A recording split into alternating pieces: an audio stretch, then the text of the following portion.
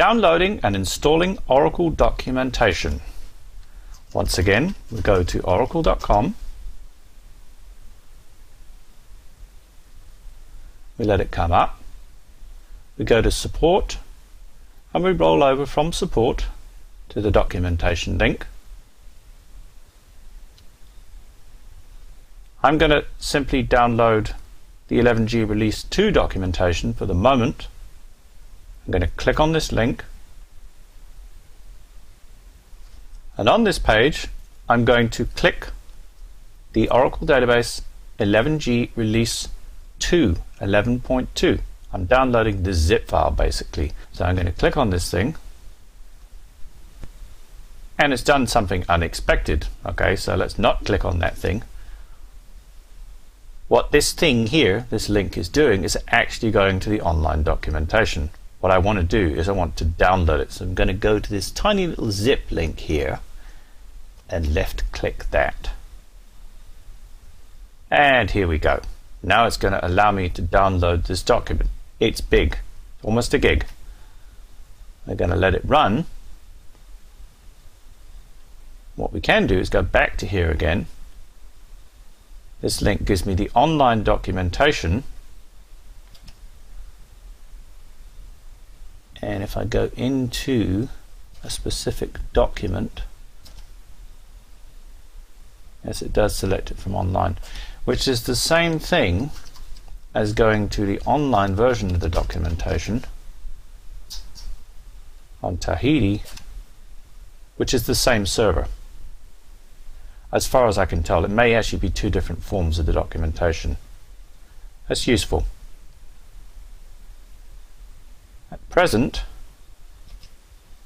we are downloading the documentation. It's going to take a long time to run, so I'm going to pause, and when it completes, I'll show you how to install it. And this is the Oracle documentation downloaded. So we can open the containing folder.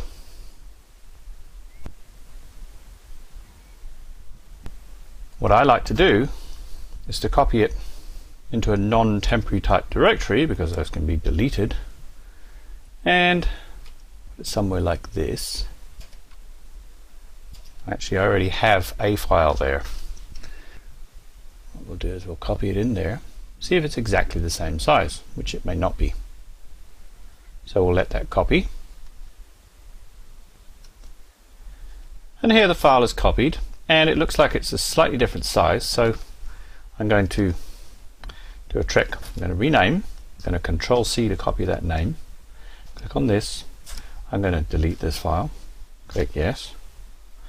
And then I'm going to go and rename this file with the old name, the one that I copied, into the buffer.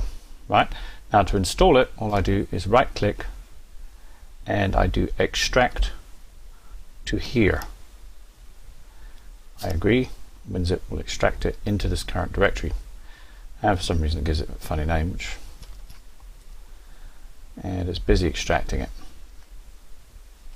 As you can see, this could take a while. And here is the documentation decompressed, and it's actually stored in this directory. So what I can do is to rename this like this using paste, get rid of the zip. We don't want a directory called dot. And something I like to do is, first of all, I'm going to actually create a shortcut, and I can call that shortcut the same thing, Control B to paste, with the same extension HTM, otherwise nothing will read it.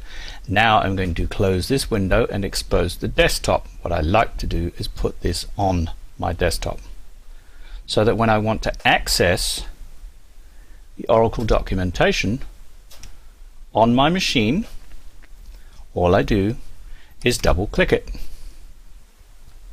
and there we have the Oracle documentation for Oracle Database 11G 11.2 downloaded and installed on my client Windows XP machine.